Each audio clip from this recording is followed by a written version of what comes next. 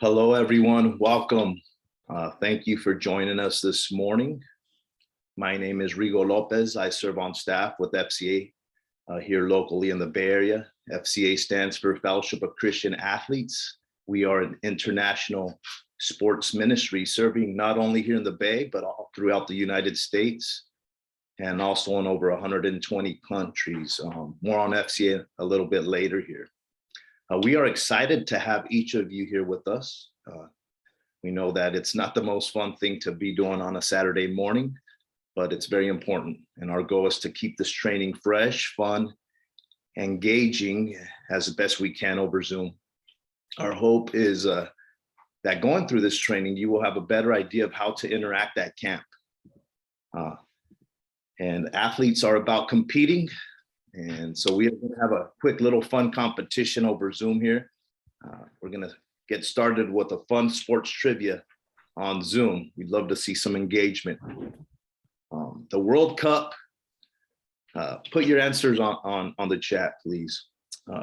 So three quick questions, sports trivia. The World Cup will be played in the month of November here. In which country? The World Cup played in which country? Can you please mute yourselves if you are, make sure to mute yourselves, please. But the World Cup will be played in which country? Will it be A, Argentina, B, Qatar, or C, the Netherlands? Awesome. The answer to that one is B, Qatar. Next question is, Roger Federer is a pro tennis player who recently retired. Which country is he from? Is it A, Austria, B, Germany, or C, Switzerland?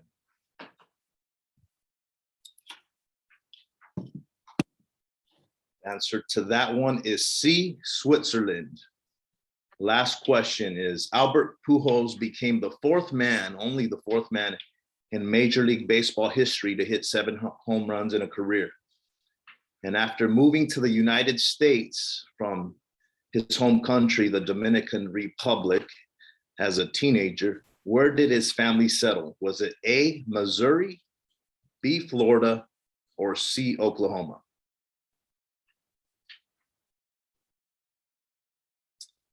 The answer to that one is A, Missouri.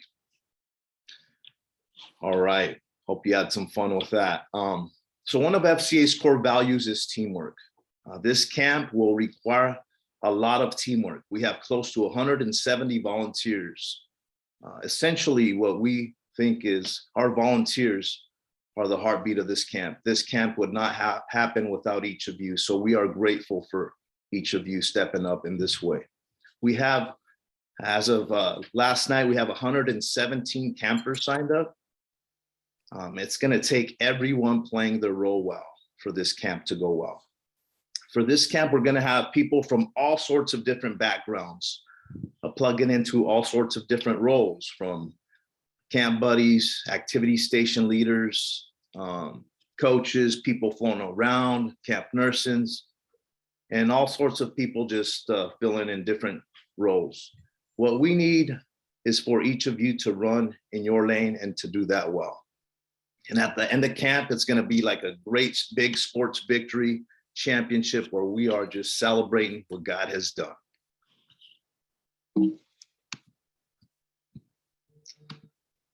Okay, training goals. So our goals here this morning are to familiarize FCA volunteers with their roles and responsibilities, to enhance comfort level, working with athletes and non-athletes with special needs, and providing some useful strategies to get the best out of the athletes that we will work with. We want you guys to walk away knowing what you are expected to do. We want to enhance your comfort level, as many of you are coming at never having worked with young athletes with disabilities or special needs. And lastly, camp is all about the camper. We want to make sure we're doing that and we're doing it well. Training agenda.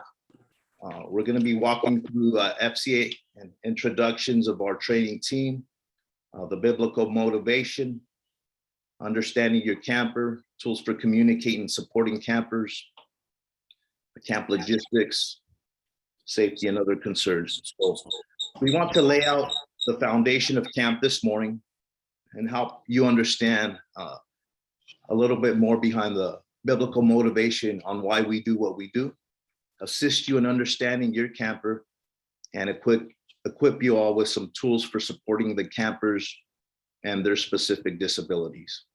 And lastly, we'll run through some of those logistics, safety concerns.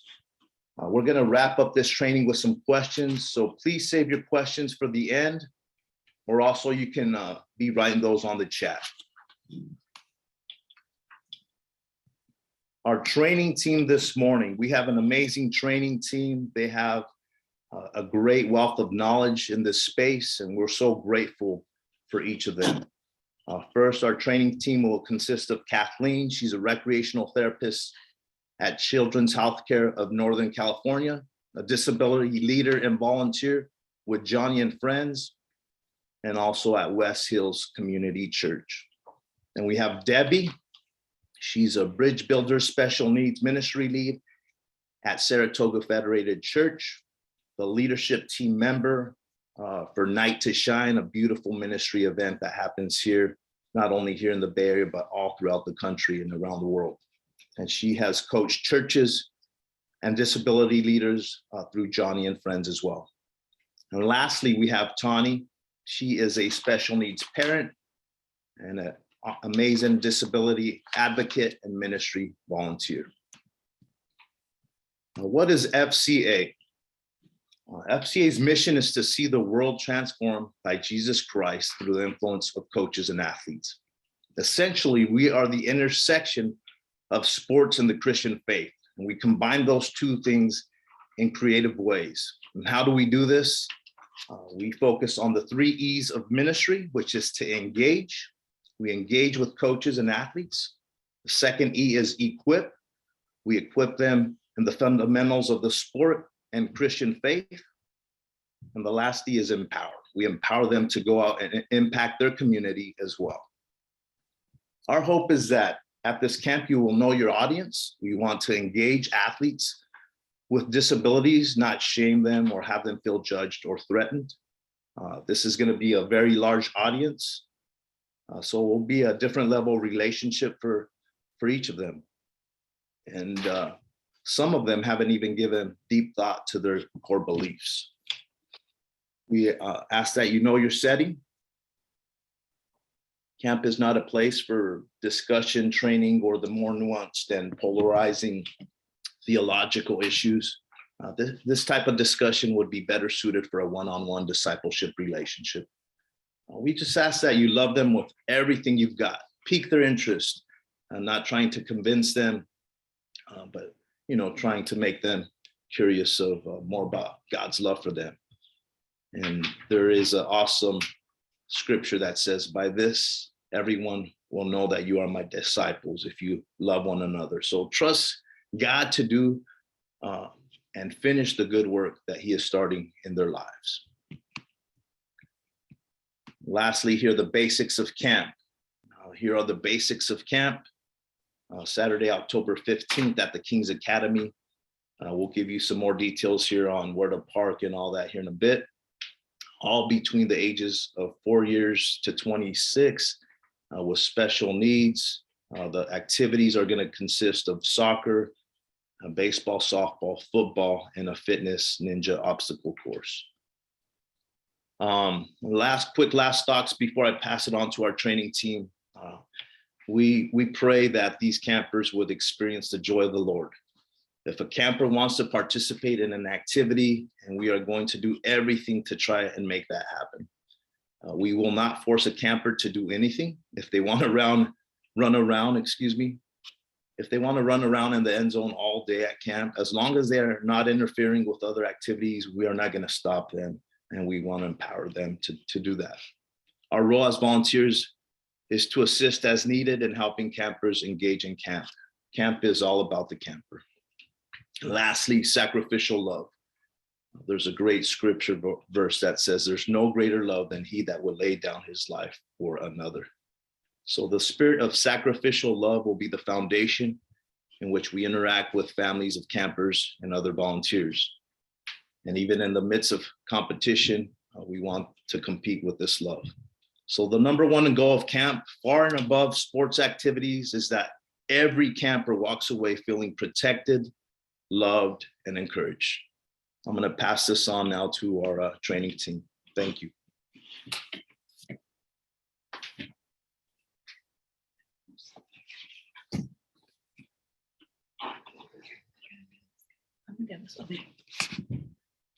Sorry, while I figure out how to do this.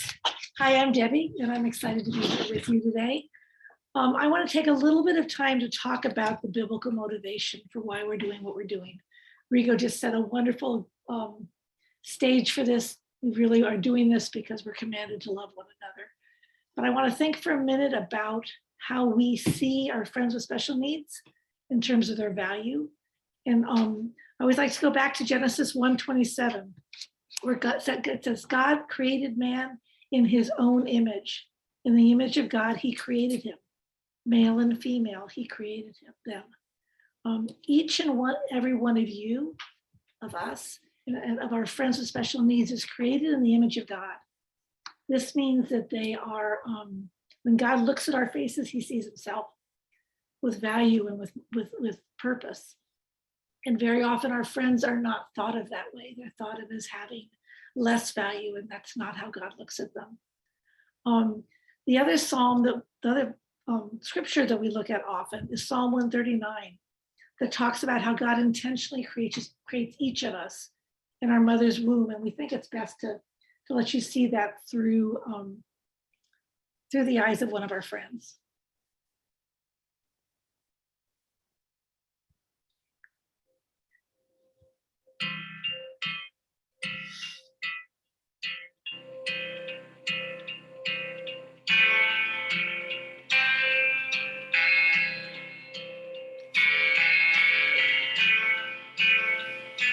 You have searched me, Lord, and you know me. You know when I sit. And when I rise. You see my thoughts. You discern my going out and my lying down. You are familiar with all my ways. Before word is on my tongue.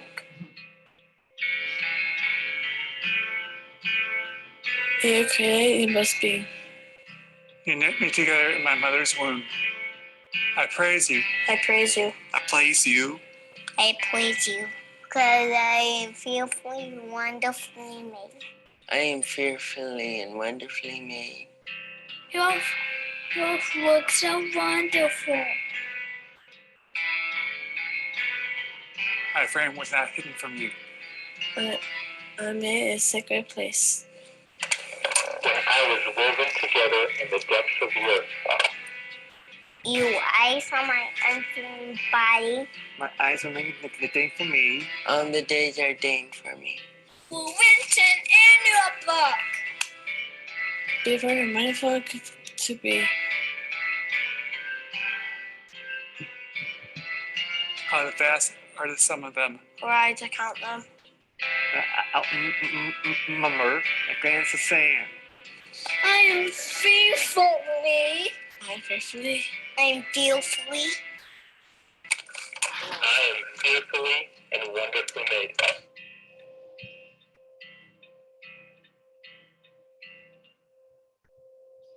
So our prayer is that you can help our friends to feel that value. That when you love them, when you're God's hands and feet, that they will sense that they are fearfully and wonderfully made and that they have great value and purpose. So we're going to take a few minutes to get to know our campers. We call this the disability awareness section. We want you to feel comfortable with the new friends you're going to make for the day, and give you some tools.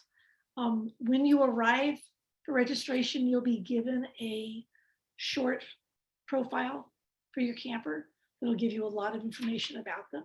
You're not going to know it till that morning, but we're going to give you the tools now.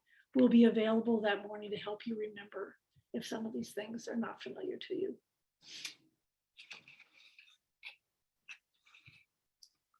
The first thing that we want to start with is talking about communication. Many of our friends with special needs have challenges with communication, or their communication is hard to understand. Many of them communicate in ways other than words. And so we want to talk a little bit about how we speak with our friends, how we speak about our friends, and just how we think about communication as a whole. And again, we'd like one of our friends to explain this to you a little bit. No word is me and some other ideal students did this. We showed the whole chapel, spread the word to end the word, not using the R word. Yeah, so can we talk about that a second? Yes. Has anybody ever called you the R word? No, not that I know of. Okay, so explain a little bit about spread the word to end the R word and why that's important. Special needs should never be called retarded, because if they think it retarded means they're stupid and not smart. That's right. And how do you think that? Why do you think people use that word? Because they probably never had training with special needs kids. Yeah.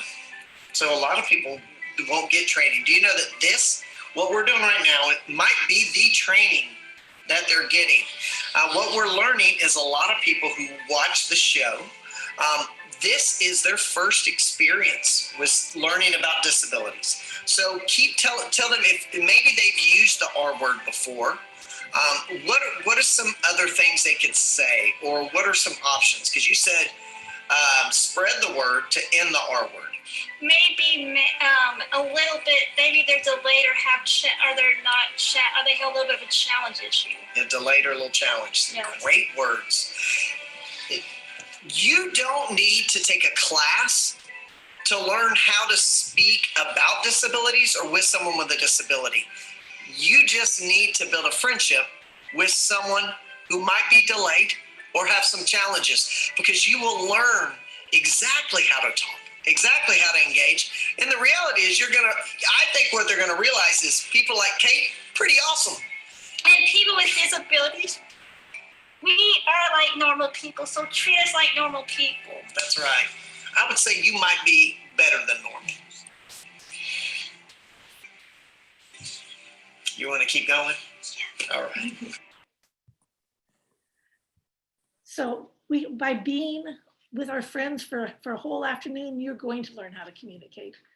You're going to do just what he said. You're going to make a friend, and you will learn and be comfortable. A few things to think about along the way. As our friend mentioned, we don't want to use the word slow, retarded, or dumb. It has connotations that minimize the people we're talking about, or two.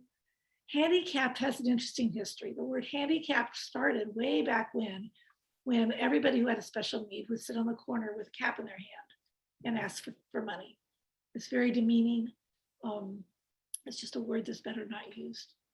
Birth defects obviously insinuates that somebody's less than. Avoid questions like what's his problem or what's wrong with her. Instead, get to know a family or get to know the individual, and gradually you'll hear their story naturally in a friendship. Communication, don't pretend. One of the things that's very tempting, if somebody is challenging to listen to, or takes a long time to listen to, it's tempting to nod your head up and down as if you understand. That's like putting words in their mouth. That's assuming you understand something that you don't really understand. And an individual who has challenges communicating, they're very, very aware when we're doing this, and they don't appreciate it. So don't pretend. Think of other ways to further ask questions, clarify, maybe say, I think you're saying this. Is that correct? Or could you repeat it? But don't pretend that you know. Along those lines, this picture is a friend of mine named Bryce, and Bryce speaks very slowly and with a stutter. It can take a long time to communicate with Bryce. You have a whole afternoon with your new friend, your buddy.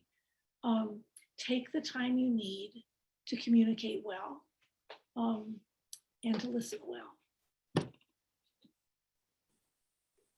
Use yes or no questions and give examples of what you're thinking of. So Are you trying to tell me that you don't want to go to the baseball station? Yes or no? And usually they can nod or they can shake their head. So use yes or no questions if you can. Be creative. Think of ways that you can communicate without words. You can use props, you can point, you can demonstrate. You could even use a little bit of charades. But think of ways to be creative when you communicate. Communication doesn't have to be with words. And finally, watch for their cues. Most people have a way of expressing themselves, whether they use words or not. So look to see if they're trying to communicate something to you. When you first meet the parents, if you have a camper who's nonverbal, they will potentially give you some suggestions of ways to understand important things. They might have a sign if they need to go to the bathroom or if they're uncomfortable. So watch for the cues that their parents have given you those examples for.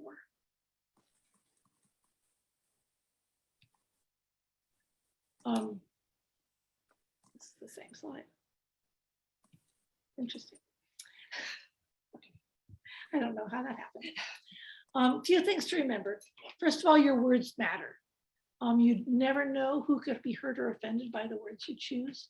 So when you're talking to someone, when you're talking about someone, when you're talking to somebody else, be mindful that your words can hurt. Actually, never talk over somebody. Never talk as you're getting to know your friend into next weekend. Don't talk about them. Speak with them, and be careful that you use words that are not hurtful. If somehow one of the words that you know you shouldn't be using slips out, there's grace. They will show you grace. They will know more by your love, how you care about them. So if something comes out of your mouth, apologize, but go on, and they will still love you well because you're going to be a good friend. One of the things that we didn't talk about with language is the idea of people first language. When you're talking about your friend, use information about them before you talk about their disability. So rather than say a Down syndrome child, talk about Susie who dances and happens to have Down syndrome, or my friend who is a great athlete and is autistic.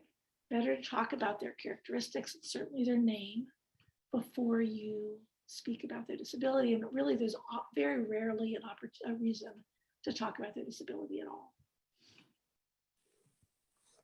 And I'm going to pass it on to Kathleen, who's going to talk a little bit about wheelchair etiquette and creative things that we can do to encourage our friends who have mobility challenges.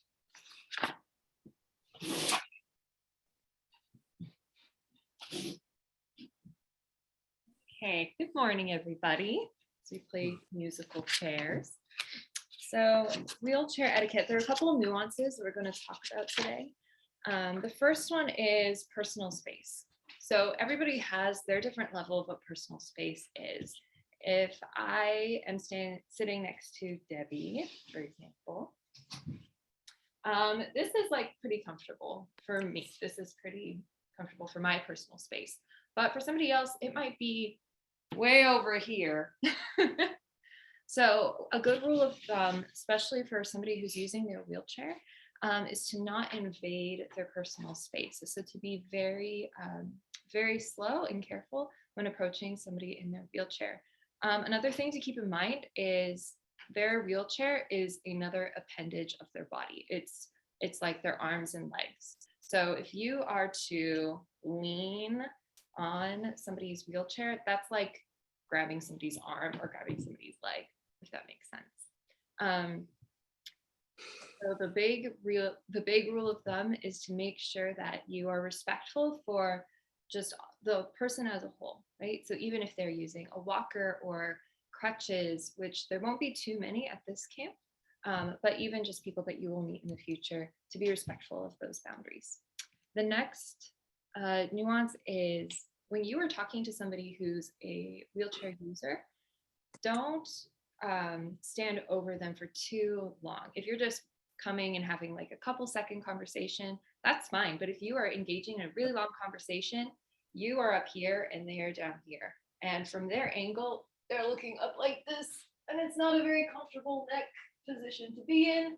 So it would be helpful for you to get down to their eye level too. And don't assume somebody needs help. We have a human instinct to want to help all of the time. And I think that's our God-given human compassion mechanism. For our people in wheelchairs, this is part of their daily life. They know how to operate their wheelchair. Sometimes they might need assistance going over a threshold or getting from point A to point B because they're getting tired. But our job is to not assume that they need a good push. So what you can do is you can ask your friend, hey, do you want me to help you push from here to there? That makes sense. If you are starting to grab somebody and woo, off we go, and you don't communicate with them at all, that's not just disrespectful, that's also scary. If somebody grabs you by the shoulders and you're like, come on, let's go. So communicate with them before giving them assistance. And as what was mentioned a little earlier before by Debbie, include your friend in conversations. If you have a buddy who is a wheelchair user and you're in a group of other people and you're starting to have a really good dialogue with maybe another volunteer, make sure that you're opening this interaction to your friend who's also a wheelchair user too. And also encourage everybody within that conversation group. Maybe it'd be helpful to have everybody sit down or have everybody stoop so that it's comfortable again for that neck position of your friend. Okay, and this is how to support. So there are multiple ways on what volunteers are going to be asked to do and how to support our friends with special needs. The first thing to always keep in mind is that you are only a guide, you're only a helper. Try to let your camper be as independent as possible, because a lot of times, again, that instinct to help, if we aren't patient, we are doing things that the camper already knows how to do. If I just automatically, for example, grab Debbie's hand, like, okay, Debbie, pick up the ball, like Debbie can pick up the ball. What I should do instead is, okay, Debbie, what we're gonna do is we're gonna throw that ball over there and grab it. Oh yeah, Debbie can probably do that herself. So the rule of thumb is just to be patient, but be ready to guide your friend in whatever activity you're doing, okay?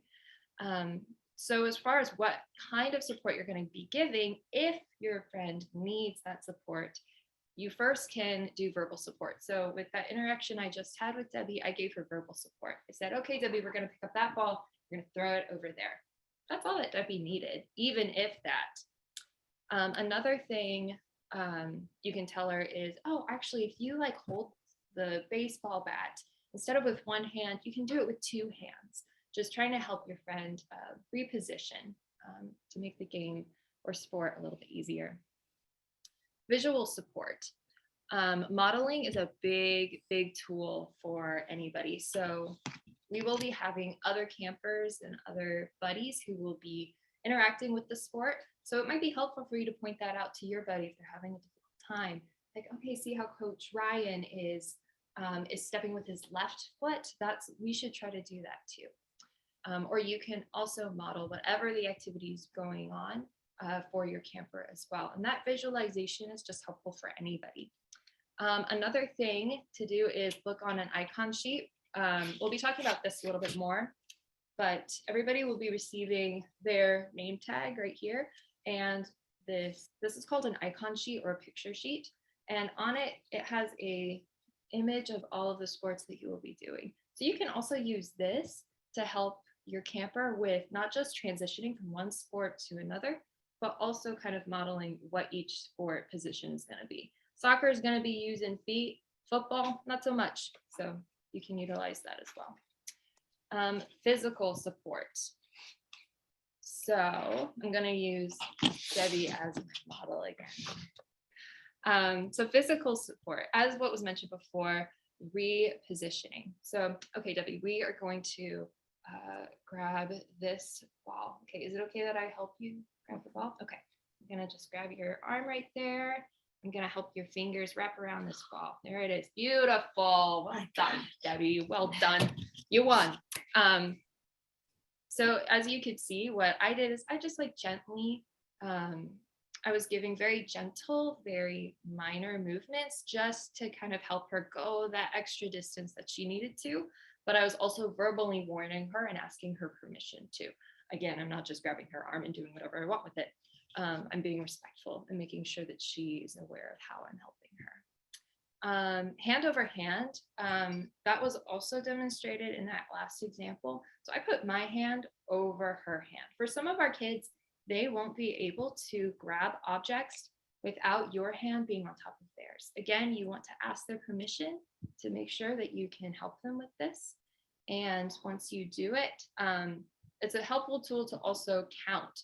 Okay, I'm gonna put my hand over your hand and we're gonna hit the ball on 3 seconds. 3, 2, 1. Okay, let go. So by counting down, that also gives your camper more tools to know when they're gonna stop doing what you're doing. So they don't feel trapped, like, okay, this woman is gonna be holding on to my hand for the rest of the day. And lastly, campers might just need a cheerleader. So these are just tools to keep in mind, but what you are going to be expected to do is just cheer and encourage and love on these campers. And some of them won't even need the tools that we just went over. So just be patient, figure out which tools from your toolbox to use during what time, but always be a cheerleader, okay? All right, and I'm gonna switch it. We're gonna play musical chairs once again.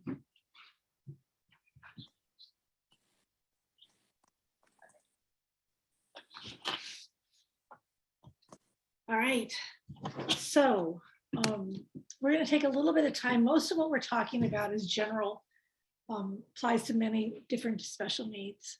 But we have a lot of autism in camp. The Bay Area has a larger than average representation of autism, and our camp represents that. So we want to take some time to understand autism. But this video that we're about to see is perhaps the best tool for understanding autism that I've ever seen. So I'm going to let you have a chance to see it.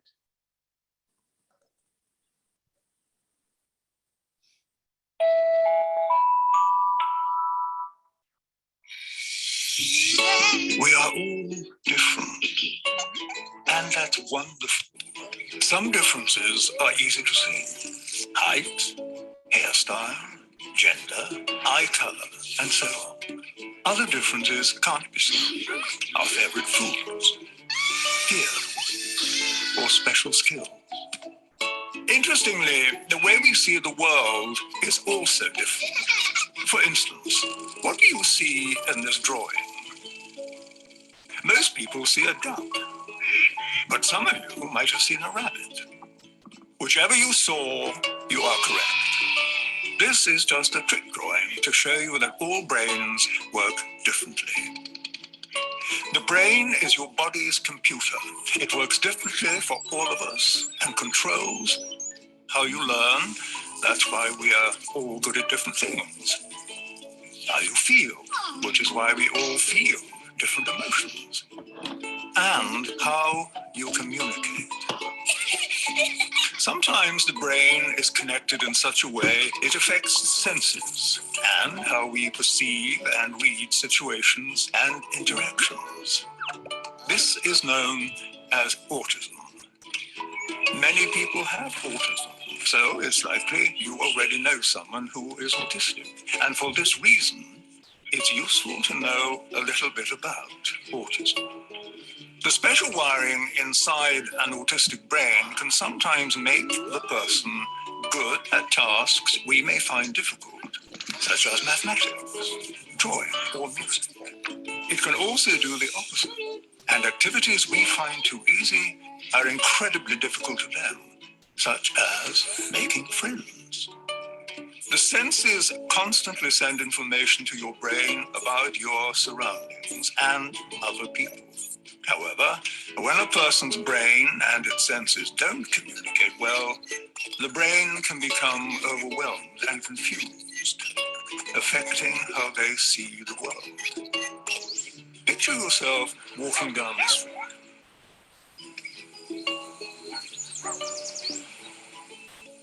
This is how an autistic brain may experience the same walk. Scary, isn't it? Sadly, in many cases, the person can't say out loud how they feel. So even though there's chaos going on in their heads, they seem okay on the outside, unable to ask for help. We will develop behaviors to help us feel calm in uncomfortable situations. We may look away, hug ourselves, chew our fingernails, fidget, bite our lips, and so on. Equally, autistic people develop behaviors that help them cope with these intense moments. These actions may seem unusual, but they're just their way to feel calm. When they happen, it means they are having a hard time. The kind thing to do is not to give them an even harder time by getting cross, ignoring them, or mocking them. Remember, just because a PlayStation can't read an Xbox game, it doesn't mean it's broken. People with autism need friends who are willing to take the time to know them. With good communication and plenty of patience, everyone would be better off. People with autism are not ill or broken. They simply have a unique view of the world.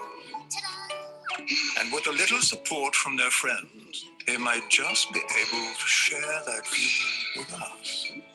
Autism can make amazing things happen.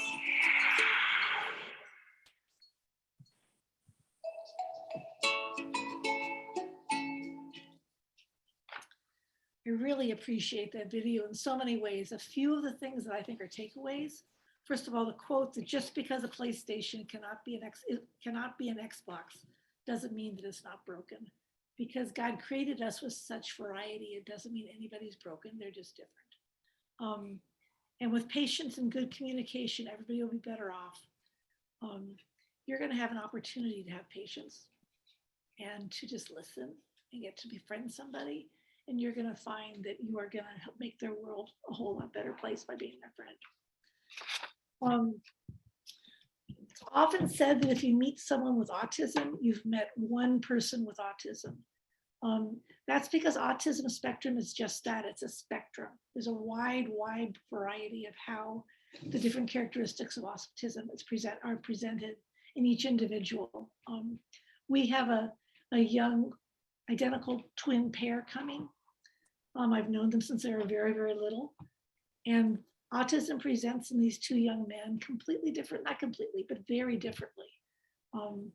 Yet they're born identical twins. They come from the same cell that broke into two. They have the same gene background, but autism presents differently. Imagine how much more differently it presents in individuals from different families and other places. The one thing that's the same for all autism is that autism always presents in some way before the age of 3.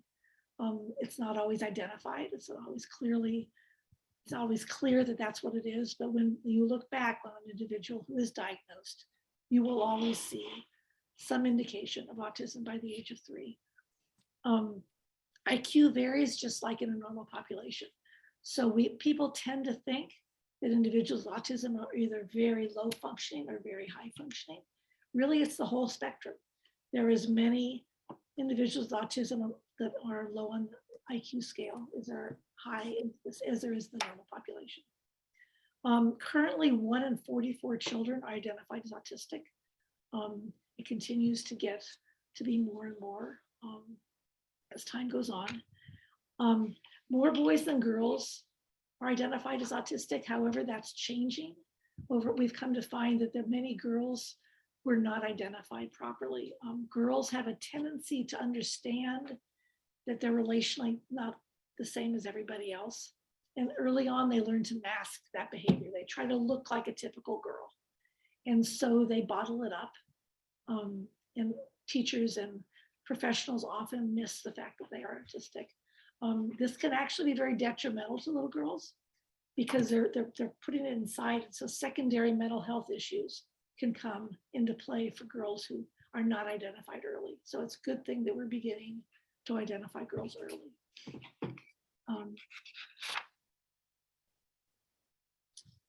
All of our friends with autism have certain characteristics in common, even if it looks different in each one. Eye contact can be challenging.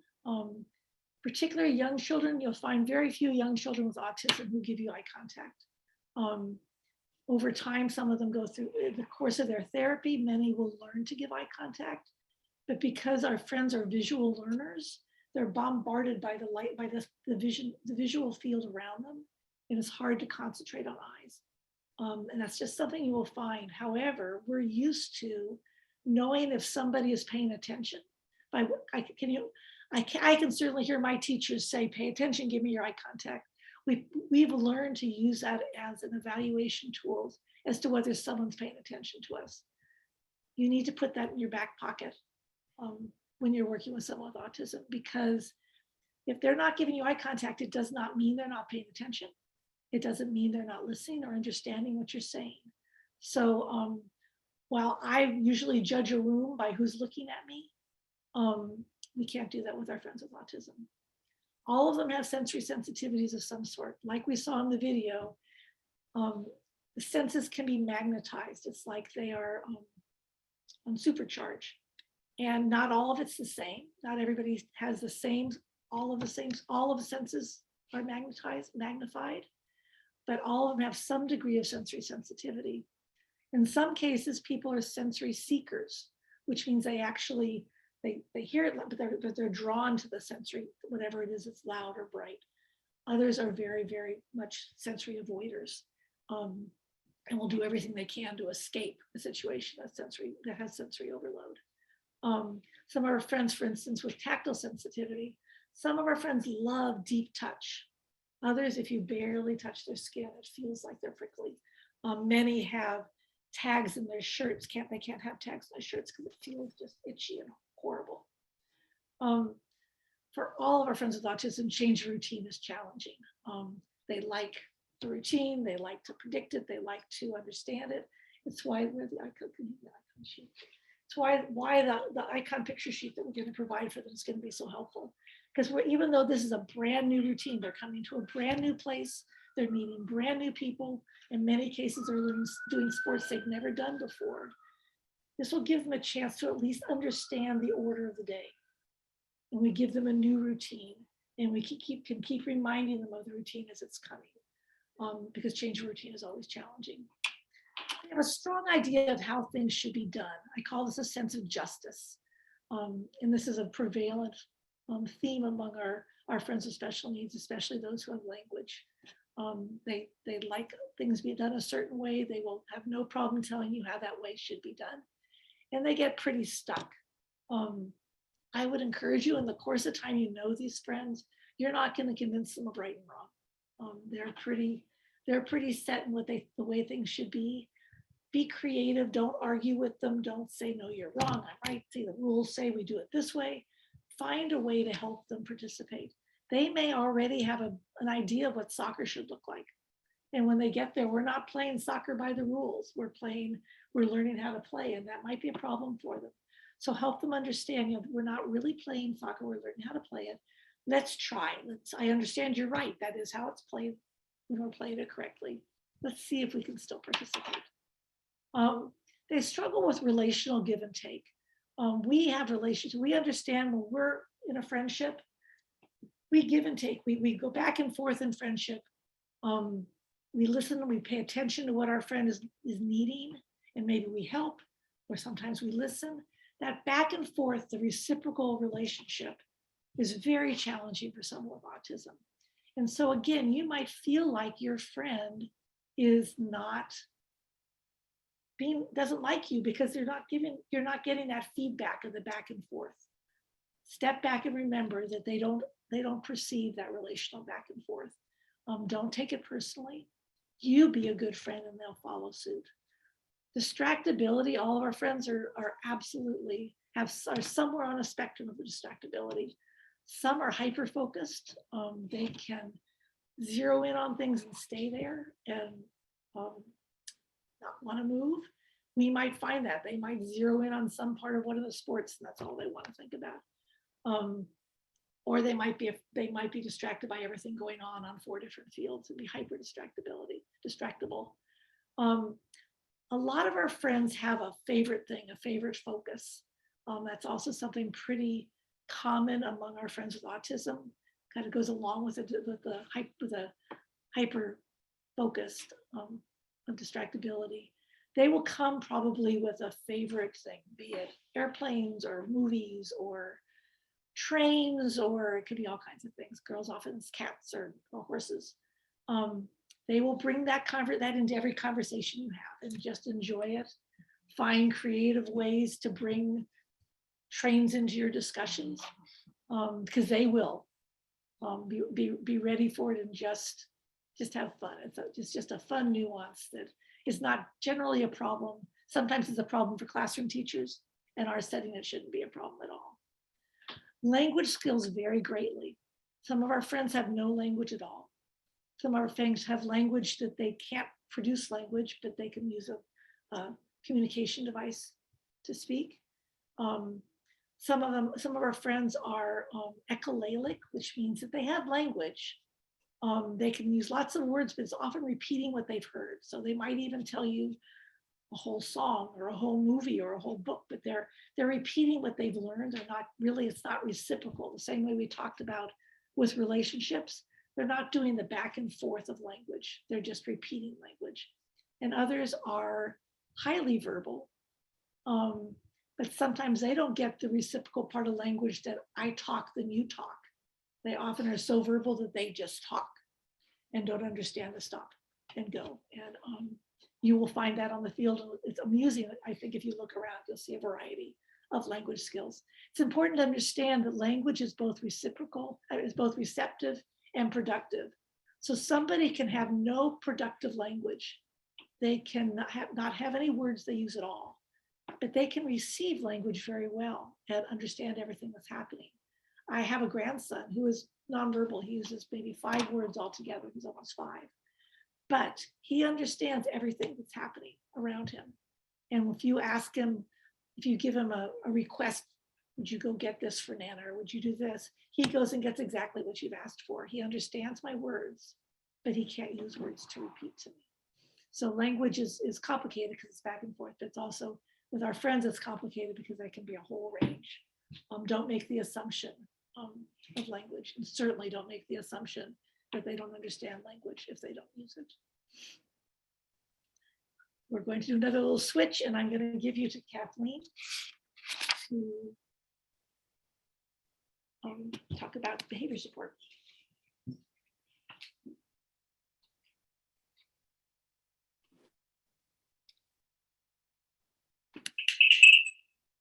All right, there we go. Okay, we found a better way to do a switcheroo. I didn't know we did. Sorry. The other thing you're going to learn is flexibility. So behavioral support. This is a very big nuance to understand about our friends. So something to understand is the difference between a tantrum and a meltdown. And the way those two present themselves, the similarities are your camper is showing like he's starting to get really irritated, or to a more extreme level, starting to maybe kick or scream or cry. To us, we would read that as a temper tantrum, but to a lot of our friends, this might be an onset of a meltdown. So the difference between the two, tantrums are very goal-driven. We've seen for those of us who are parents, or for those of us who have thrown temper tantrums, we want something out of it, and we're not getting what we want. Maybe we want to have a cookie before we eat dinner, and we're not getting what we want. So we are going to stomp our feet and get angry and scream and cry because we want the power to change the situation that we are in. Bargaining is a tool to use when somebody's throwing a temper tantrum. You're able to negotiate with, it's usually a toddler, I hope, and you're able to say, you know what, if you eat 5 bites of your dinner, then you can have 1 cookie. And if you eat 5 more, then you can have another cookie, something like that. For a meltdown, that tactic of bargaining is not going to happen, because what meltdowns are is not goal driven. It's just responding to something that is really overwhelming. So kind of what we saw in the video about overstimulation and autism, when something is overwhelming, you might see somebody who is rocking, and this is just a coping mechanism. And when something is escalates to a point where they just can't handle it anymore and their coping mechanisms are not working, they just start to melt. And when that happens, they are not able to think, they are unaware of what's going on, and they will be unresponsive of what you do. So this rarely happens. I think Debbie has mentioned in the past that she's only seen like 2 true meltdowns in her years of serving this population. I've rarely seen true meltdowns, but you guys are able to kind of catch when we're starting to escalate to get to the meltdown point, which we'll talk about in a little bit too. So what you are to do in response to that, if your camper is starting to show signs of things are starting to get overwhelming and we're starting to have a meltdown, your job is to look at the triggers that might be causing the meltdown. Maybe it's overstimulation because there's a lot of noise in that area.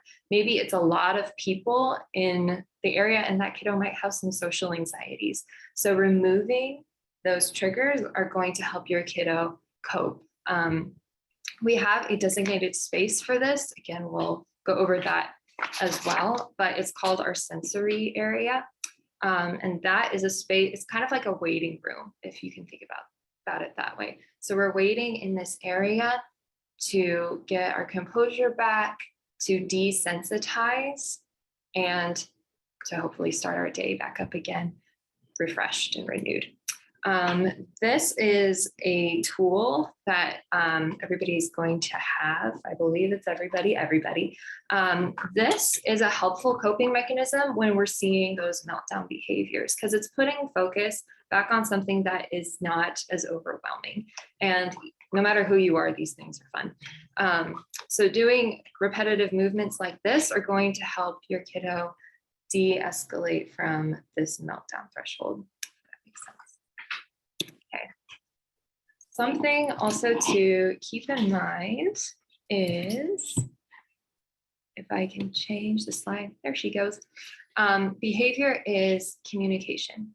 So everything that humans do is communicating something. So if your kiddo is doing something, maybe that's like this is called stemming. Maybe you don't know what that means.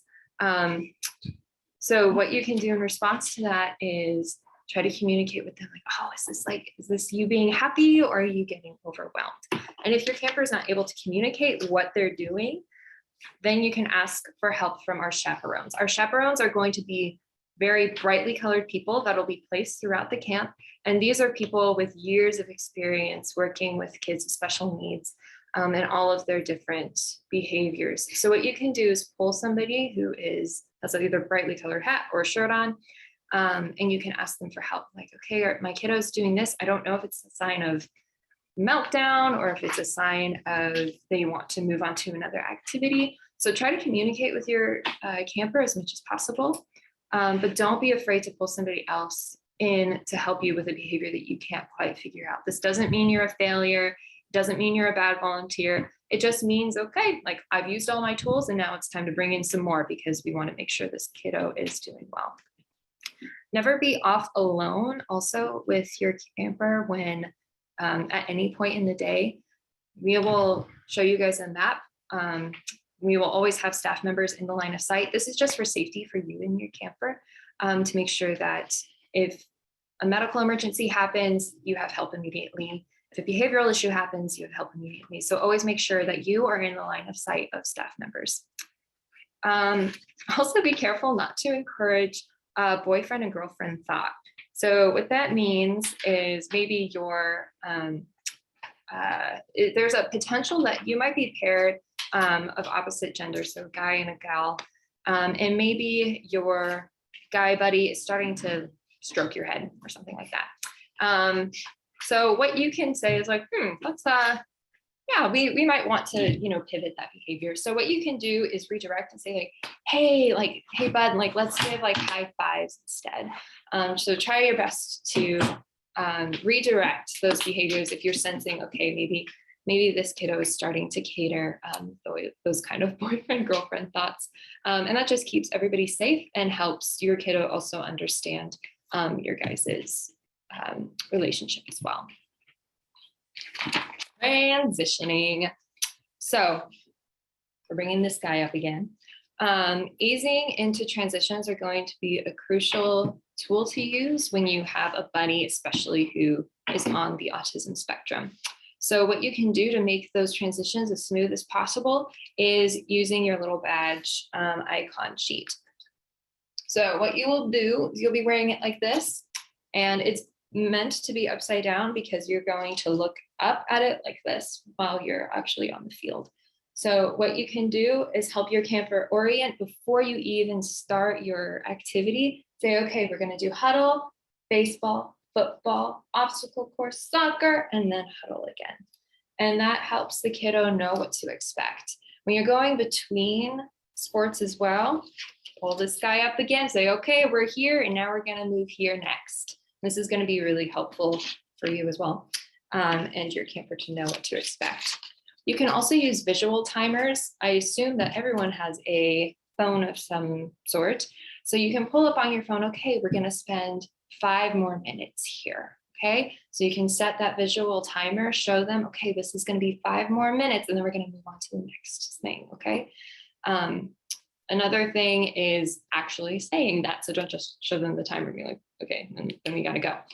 Communicating with them and saying, okay, 5 minutes, and then we'll move. And that is actually going to be given for you as well.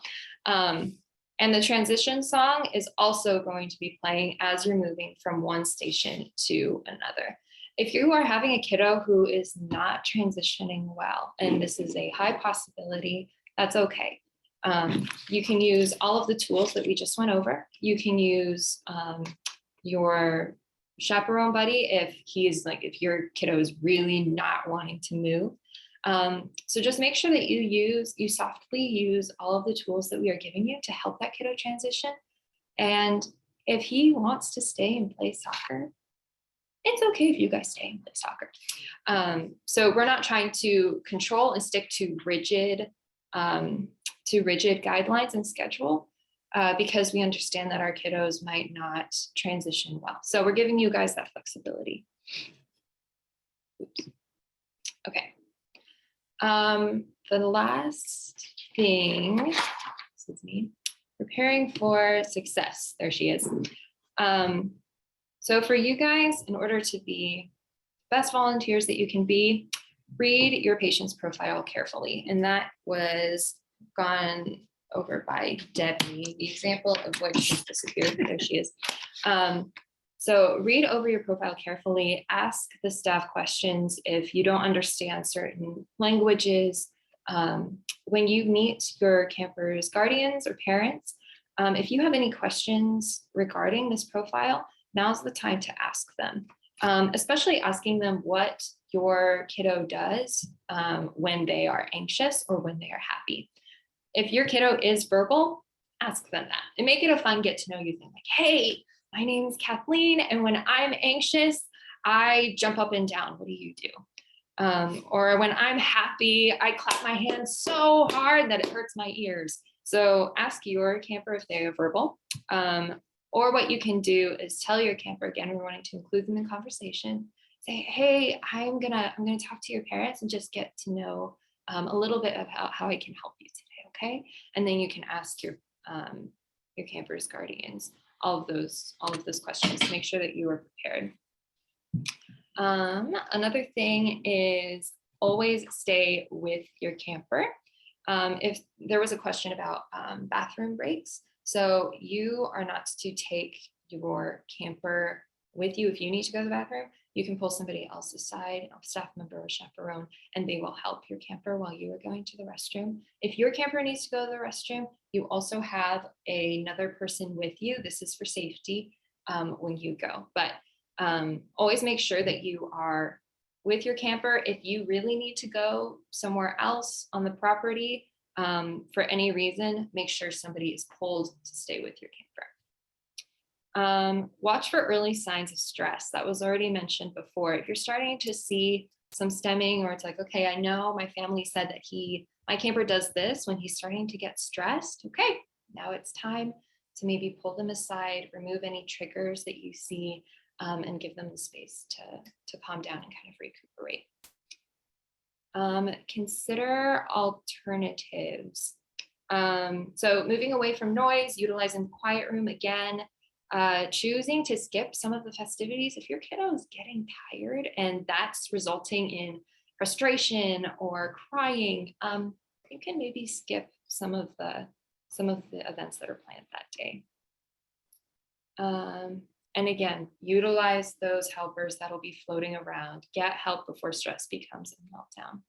And offer lots of positive encouragement. That's why you guys are here. You guys are here to be cheerleaders and advocates for your camper. Okay, so we are going to hear from one of our friends about final thoughts on identifying our friends here at camp.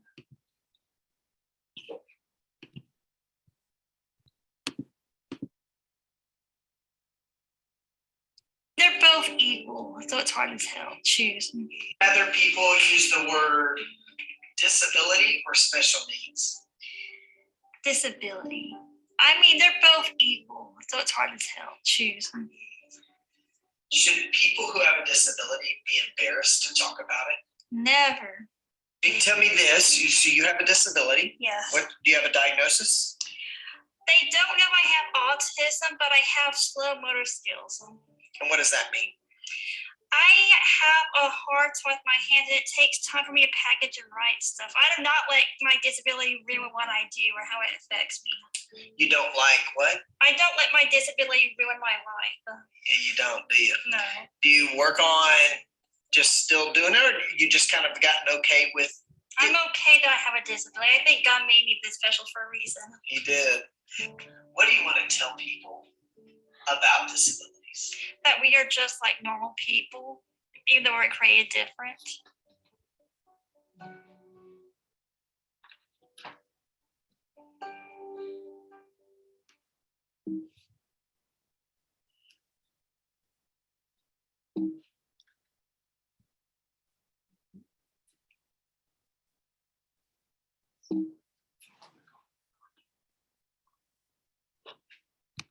Would you rather people use? All right. Tony's going to be going over the overall schedule and camp logistics for us.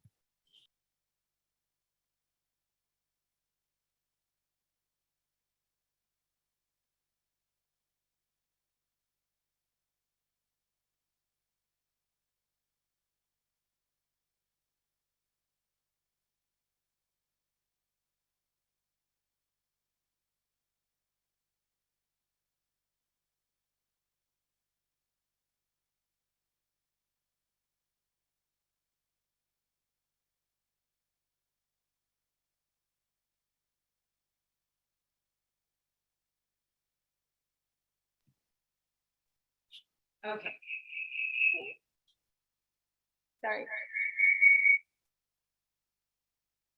Okay, so this is actually where the event is going to be at King's Academy, the school. So this is the where they have the field, and it's going to be in the back. Rigo is going to describe to you exactly where to park. There is a specific street at the back, and I'll have Rigo describe that to you. He has gone there many times, and that's where the volunteers will be parking.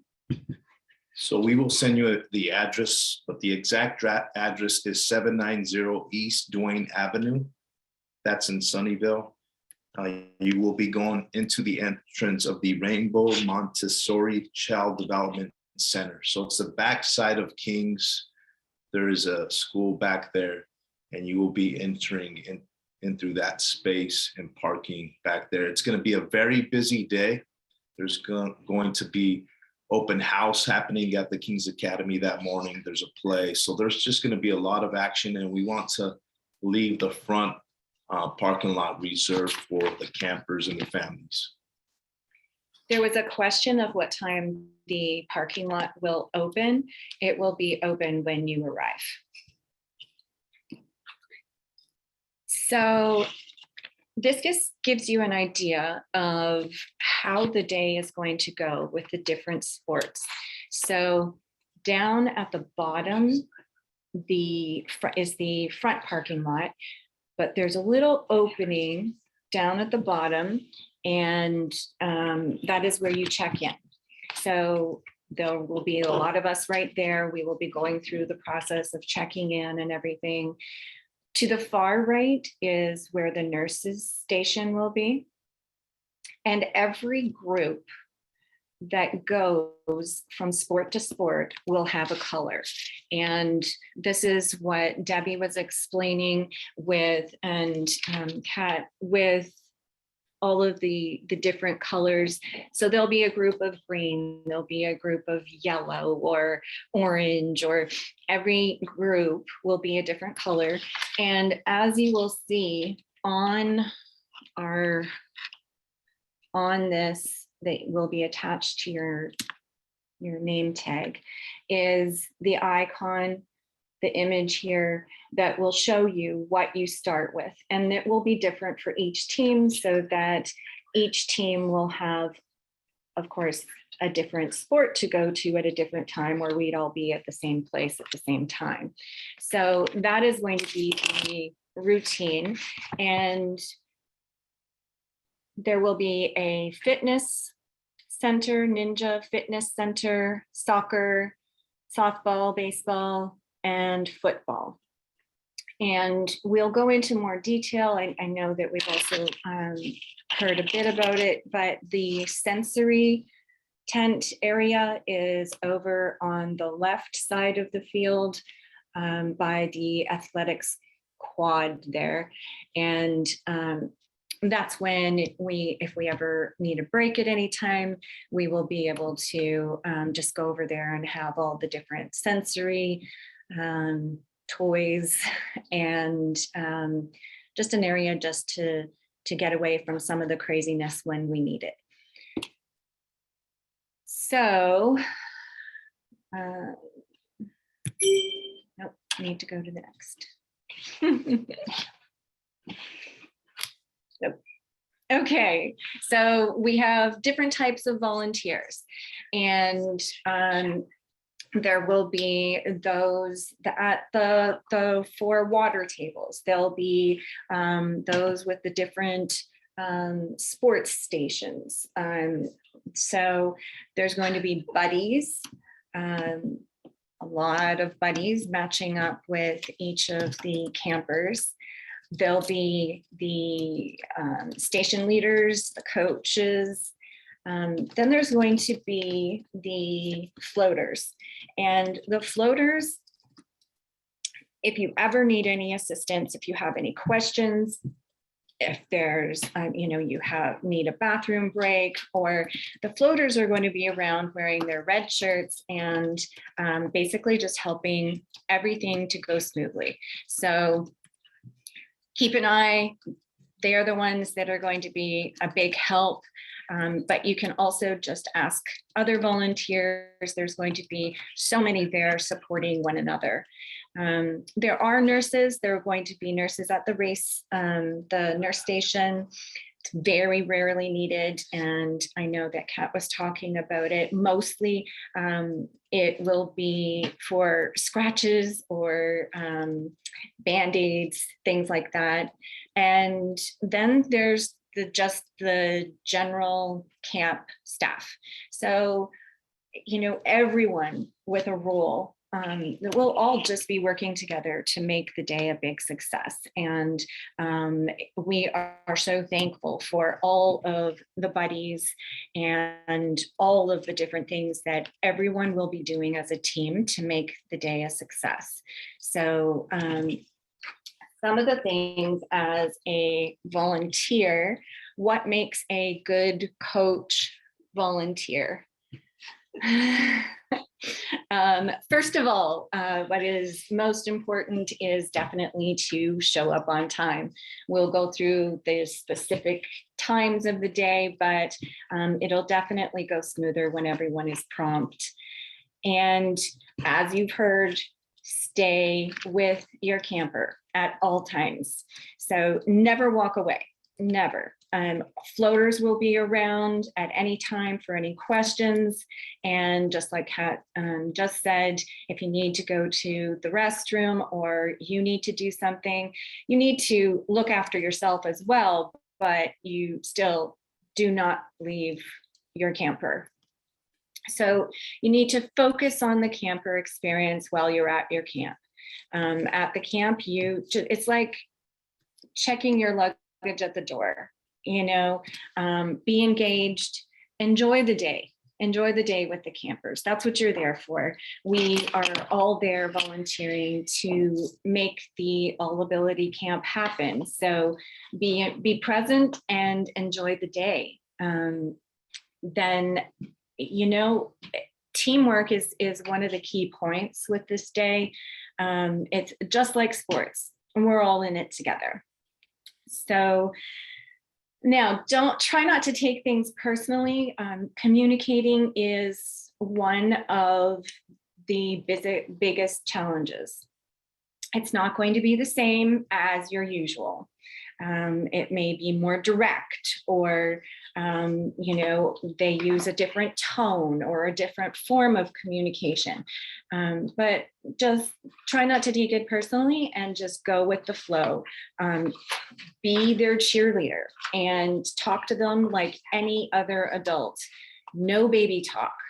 Cheer them on, encourage them, talk to them like you talk to anybody else. And we will all be helping with the setup and the cleanup, and once again, all of the teamwork. So the qualities of a good volunteer. So like I just said, the friend, we're not going to treat them any different. And the day is going to be so special that at the end of the day, you will likely have a very nice connection with them, and they will feel like a very, very special friend. Be the motivator, the encourager, stay positive. So, if they can't do something, just stay positive and don't focus on the negative. Whatever challenge they may have, focus on what they are doing and how fantastic it is, and the wonderful day that they're experiencing. As being patient is key. So try to use a calm voice at all times, regular tone. If you need to, take a deep breath. If you're experiencing something about this person that you're not used to, take a deep breath. And there's a lot of others around you that you can ask, you can talk to if you need to, but just understand that the person that you're working with can also feel your vibes, and it does make a difference. So be flexible. If they persist, just try to go with it without negative reactions. You can try to redirect them and try and guide them and use alternative ways to going a different direction or doing something else. Try to redirect them, but without saying no. We really will learn going with the flow and being flexible. So another that is important is being attentive. Be right there with them. Experience the camp together. Try not to be distracted or thinking about all the other things going on and the other campers. Try to really focus on who you're experiencing the day with. And be caring towards them. Check in with them. Be open. Show them that you're there if they need you. And, good communication is really important. If you don't know something, if they need something or what they might be thinking or feeling, just ask. Just be open and communicate with them. Clear communication makes interaction with anyone so much easier. Now, on to the next step. We are going to talk about what you bring to camp. So for volunteers, Athletic wear can be really helpful, comfortable, and lots of pockets. We're going to have different things that we're carrying around. Very helpful to have lots of pockets. Wear comfortable shoes. Running shoes will be pretty smart, and wear closed-toe shoes. Sunscreen. We're going to be in the middle of a football field, and I think I checked, the temperature is supposed to be in the low 70s, but remember to look after yourself. Put the sunscreen on, do whatever, don't forget to look after yourself during this day as well. And bring a small backpack for your personal things to carry, and to carry the camper's water bottle and the squishy ball that everybody will have. And then also when the camper checks in and you meet them and whoever is coming to drop them off, we will also ask if they have anything that they might like to be with them for the day. Everybody will have a volunteer sheet or shirt, and each color will mean something different, because we are, like we said before, we're going to be in groups, each group a different color. It'll be a lot easier that way to track everybody, and for those that need to stay together to be together. And really important, please do your best to unplug from your phone and really focus on the camp. Our primary goal is to love the campers. So now we're going to talk about the arrival. So volunteers will come to the camp at noon. So please be there at noon. Park in the volunteer parking that Rico was describing. And when you arrive and you check in, you will receive the camper's profile that will be matched with you. So then the floaters around, that's when you have the opportunity to ask any questions that you have, anything that will just make you feel more comfortable about something that you aren't familiar with, or just to go over it and to be ready. Then you will be directed to gather and review for the order of the day. We have a schedule, and we'll go over it with you so that you're familiar with how the day is going to go. And we will be all the volunteers, the buddies will be lined up, and we will be matching you with the camper. And so when you will meet your camper, you'll have your icon schedule that we showed you, and the schedule of the day.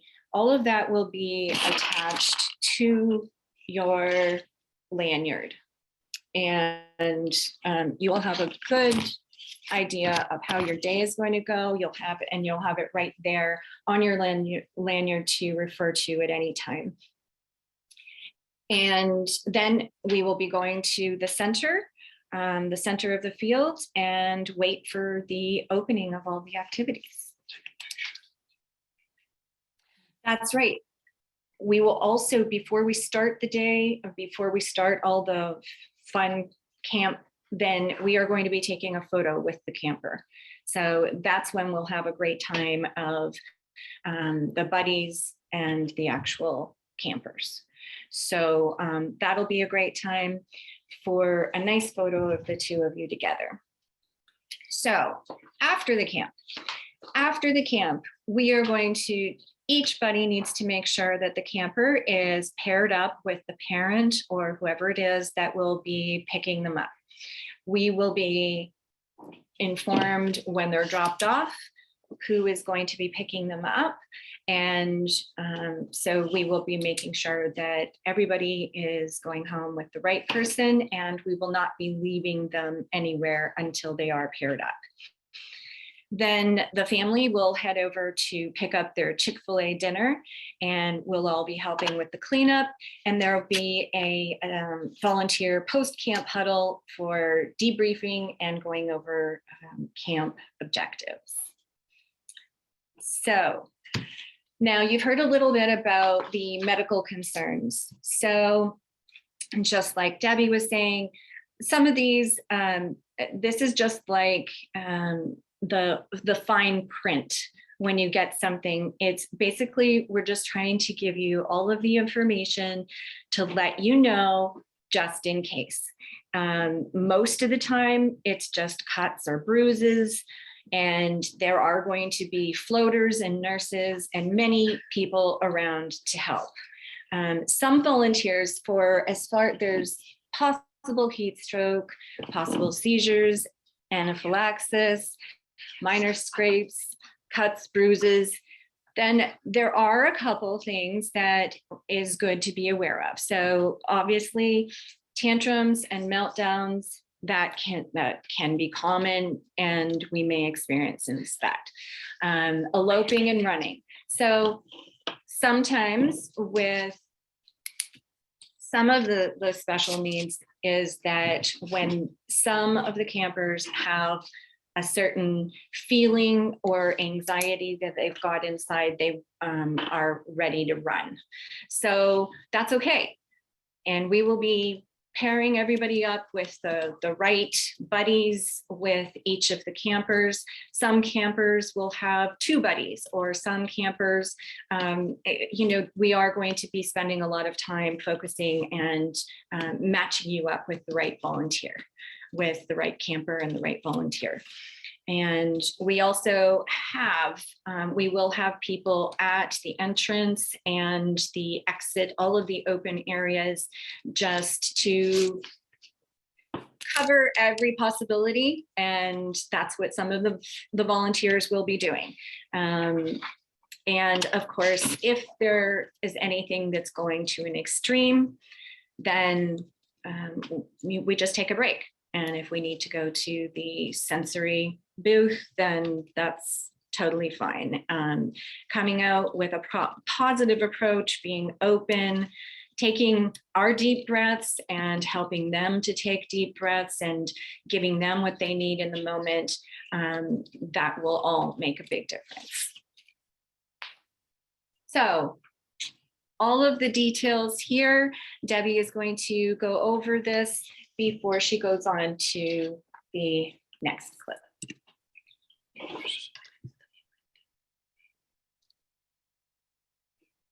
All right. He's getting me all set. So I just want to, you've heard all of this before. We just want to go over and make sure you've heard a lot of details. We will be sending you the schedule. We'll be sending you a 1-page disability awareness sheet that will go over some of the things we've talked about disability awareness. You can email Tani, is the one who's been doing your registration. If you have questions for the team, you can email us between now and next week, and one of us will get back with you. And we're going to take some time at the end for questions, but I want to review a couple key things. First of all, we're excited because, and you should be excited, you're going to have the opportunity to make and be a good friend. And that is really the essence of what you're going to be doing next week. You're going to be keeping someone safe. You're going to be keeping them happy. You're going to be giving their family great joy because they're going to see that their camper, their son or daughter is able to go out into a new setting and have a great time. And you're going to be a good friend. Repeat again, there will be floaters nearby to help you if you need it. There will be we're hoping to have at least one person that travels with each group, and others that are floating, and certainly somebody at our quiet area at our tent that has the sensory place that where you can go to if somebody feels like they're escalating and needs some quiet time. We're all there to help. We're not there to judge. We're just there to make your experience successful.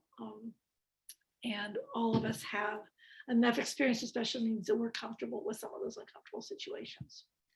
Reminder how important it is to stay with your camper at all times.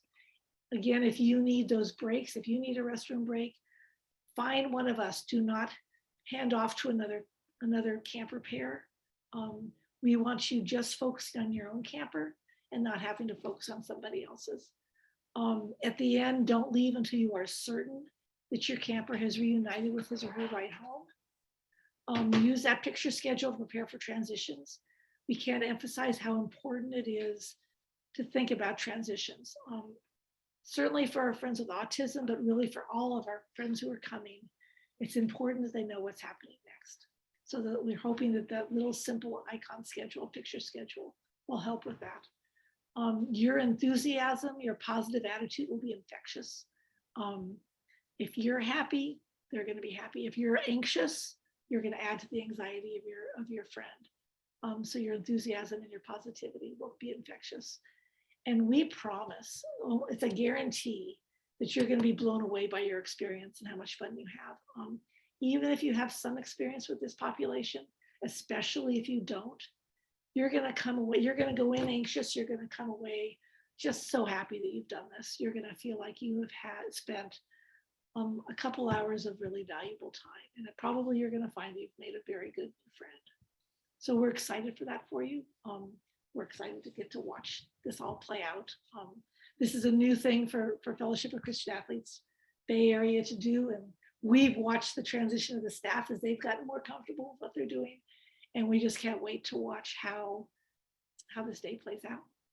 So one of the disadvantages of being on Zoom is that we can't allow you to personally experience this next activity. But Rigo did a good job of taking a video of an activity we do that helps you understand what it's like to be overwhelmed by your senses. So I hope you enjoy this. Oops.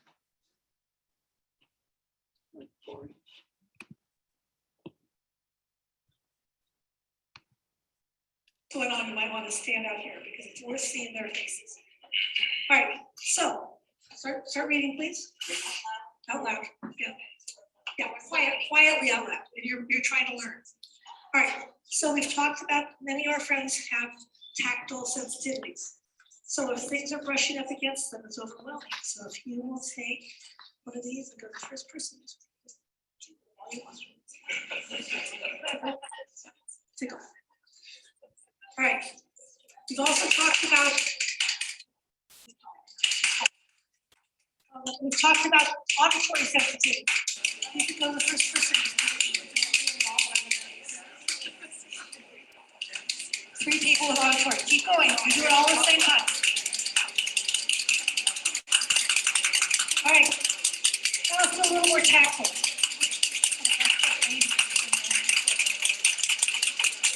So we're going to need 3 more. We're going to need 3 more people to one. Light can be very overwhelming if it's shining in your eyes.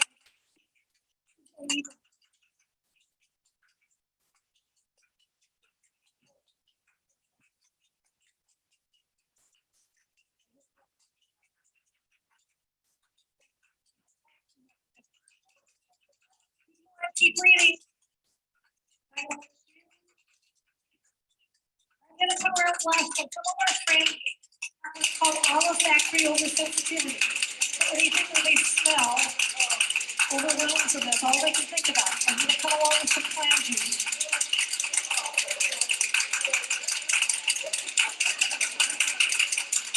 Excuse me.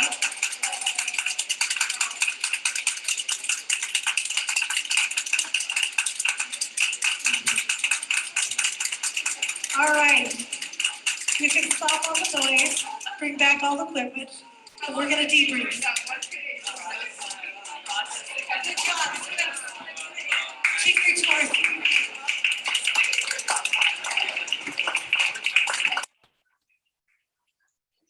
If you're in a chair, stay in the chair. All right, so, first of all, did you understand what you read? I think so, to a certain, like a little bit of it. Like I was reading it, but not.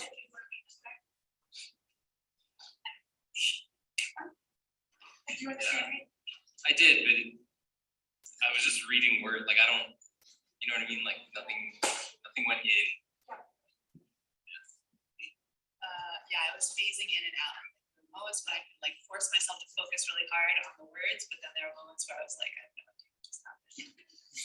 So this is a over exaggerated exercise, but as you saw in the video, our friends with autism in particular, for most of them, sounds are really big. Lights, we might not see flickering, but they might have flickering in the lights. Luckily outside, we're not gonna have lights, we might have sunshine. So sounds and touches, again, they can be really oversensitive to touch, undersensitive to touch, you might really like it or not. Smell is one that's, you know, they might smell a Chick-fil-A from way across the field. And it could be a good thing and it could be a really bad thing. All these things really are very, very loud. It's really the only way I know to help you understand the idea of being overly. Obviously, they're not all gonna bombard them at the same time. But could you imagine if you were going through life or going through school and even one or two of those was happening? How hard it is to learn. You'd have a hard time taking the test. Certainly have a hard time being happy by the end of school time. So thank you. Another hand for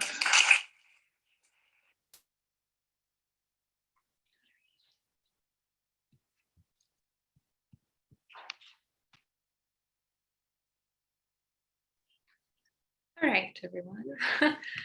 So we did have a question in the chat asking what is the demonstration for? So we wanted to make a simulation so that you could personally experience what some of these kids are dealing with when all of these sensations are coming at 100%. Usually our typical people are able to filter out what to pay attention to. This is peripheral senses. So our smell, we get used to smelling something that's present for a long time. That's one of the most easily adapted senses. For us, the hum, we have a fan going on right here and the lights are actually humming just a little bit, but I'm able to filter that out to my peripheral sense and able to focus on like the screen in front of me or any of the voices that are coming from the people inside the room. So it was just to demonstrate what it's like to have a ton of sensory information coming in at you all at once so that you're able to better help your friend transition out of or avoid some of those sensations. So hopefully that answers the question. I bet you guys wanted to be there on Wednesday now. So the last thing that we will leave you guys with is this verse from 1 Corinthians. This is your assignment and you've chosen to take it. As believers, this is what we are called to do. And now these three things remain: faith, hope, and love. But the greatest of these is love. And this will go with you beyond Saturday, beyond the next couple of days. This is what you are asked to do for your life. So, and not just towards people with special needs, but to those around us as Christians who love Jesus Christ as our Lord and Savior. This is what he has asked us to do, so do it well. Rigo is going to close us out with, oh, just kidding. We're going to ask questions now. You can put them in the chat if that's easier.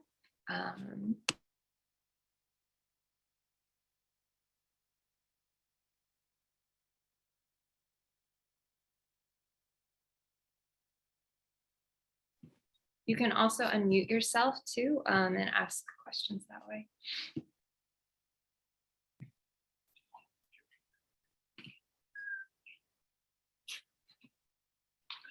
Any questions? Answer some of the ones that have been asked.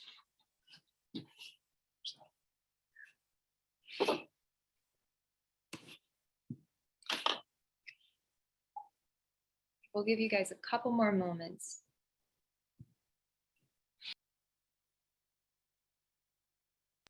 Oh, we had a question saying, can you bring a gift for your buddy? Sure.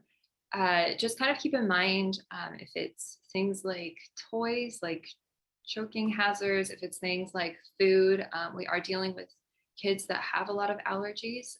So it does depend what it is. Yeah. So we don't want to promote too much jealousy as well. That's what Debbie just said. So if you want to bring a gift like a ball or a toy, make sure it's discreet. Also stay away from latex. Some of our kids with I believe it's spina bifida, specifically the aeroallergic to latex. So those are just some guidelines if you want to bring something to your buddy. It would also be good to check in with whoever drops them off or picks them up to make sure that it's okay for the camper and also okay with their parent.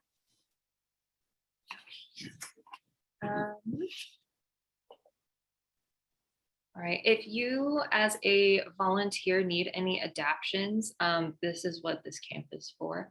We'll take your adaptions into consideration and match you up with the best buddy possible due to your ability. So we can work with that. We had a question about physical touch, hugging your buddy goodbye. That's something that you ask your buddy. I can do a side. Yeah, or you can do, side hugs are better than the full frontals. So yeah, just communicate with your buddy. Oh yes, taking pictures. We actually will have photographers on campus. We do have kiddos that are current hospital residents and no pictures can be taken for them. And we follow HIPAA guidelines. So you do need parental consent if you want to take a photo with you and your camper to have on your personal device. Everybody signed one. Everybody but Everyone but you me. guys are Yeah. buddies. Yeah. When do you find out on your assignment? Sure. So you will, when you get to camp, you will get a profile. That's when you will find out. For some of you, we're noting people that have experience, and some of you may be pre-matched, but everybody won't learn about their camper until that morning. We found that there's just too much change in terms of who people cancel on both sides, and to make matches ahead makes the morning very chaotic. So you'll be given plenty of time. You're getting there an hour before the campers to read about your camper. The floaters will be around to answer your questions, so that we feel confident you'll be comfortable by the time you meet your camper. You'll be able to take your profile and stuff it into your name tag, so you have it to refer to later. And then we'll ask you to return your name tags. We don't want you leaving with profiles because those are private, confidential information.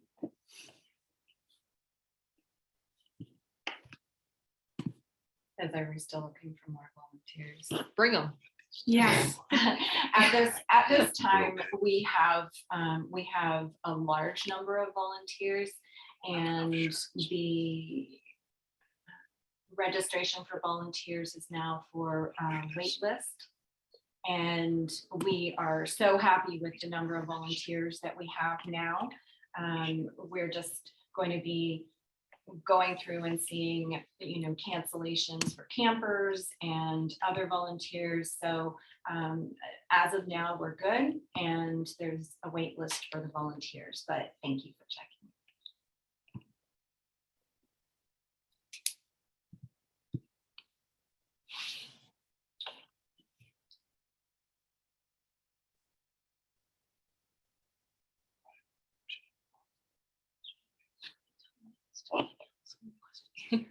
Yeah. You guys can still email any of your questions or keep them in the chat and we'll respond to you guys directly. But right now, Rico's going to close us out with some last thoughts.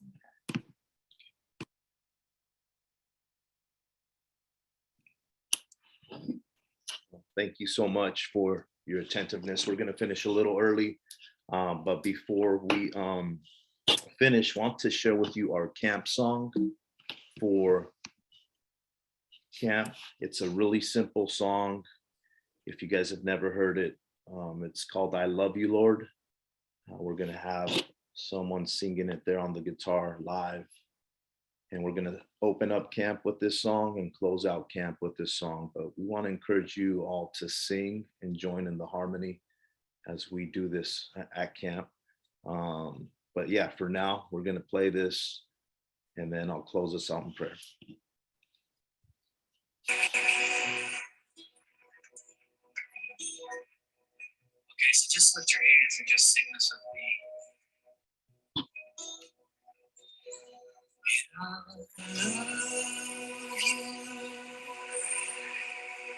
you, and I lift my voice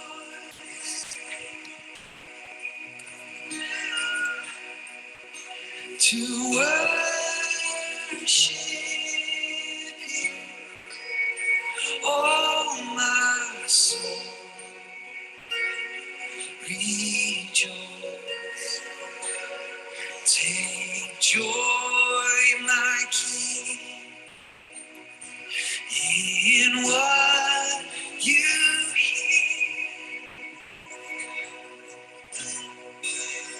Let it be a sweet, sweet sound in your ear. Oh, let's sing that again.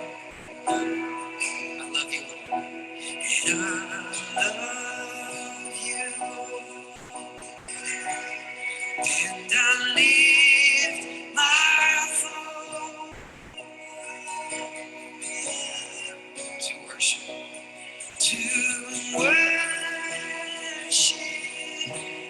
you, oh my soul, rejoice, and take joy, my King, in what you hear. Let it be a sweet, sweet sound. Let it be.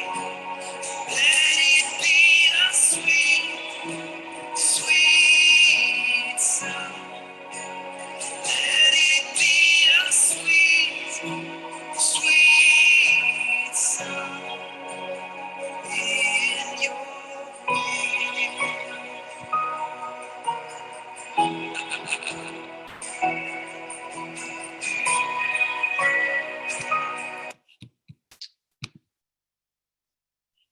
Let's pray. Father, your love is so immense that you sent your one and perfect Son, Jesus, to die for our sins. And we pray, God, that this love would be permeated throughout the camp, that it would just be an incredible time for our volunteers, for the campers, for everybody that's been involved in making this camp what it is, that it would be just a powerful day of your immense love. You say that you didn't come to this world, Jesus, to be served, but to serve. And that's what these volunteers are doing. They are serving, they're giving up their time. And we pray that it would be a blessing to them as they give of their life, give of their heart, and lay down their life for these few hours to be a blessing to these beautiful friends that are going to come. Thank you for this training team. And we pray that all this would be for your honor and for your glory. In Jesus' name, amen. Thank you, everyone, for joining us. We look forward to seeing you on October the 15th. If you have any questions, just go ahead and email us. God bless you all. Bye-bye.